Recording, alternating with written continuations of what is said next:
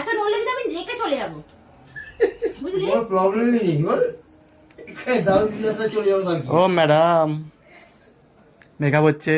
আর যখন তখন রাত্রে যখন বলেছিলাম এরকম একটা রুমাল নিয়ে নাও, জলের বোতল নিয়ে নাও, ব্যাস একদম এই তো চলে কি হ্যাঁ টাটা টাটা করে ও জুতো পরবে, ওই যে পা তুলছে টাটা টাটা টাটা। কার সাথে যাবি, কার সাথে? মার সাথে না হাম্পিতে হাম্পিতে হাম্পি হ্যাঁ বসে জুতো পরবে সব, ঠিক আছে জুতো পরো। জুতো পরে হেঁটে যাবে। হ্যাঁ জুতো সব জানে ও, সব জানে ও।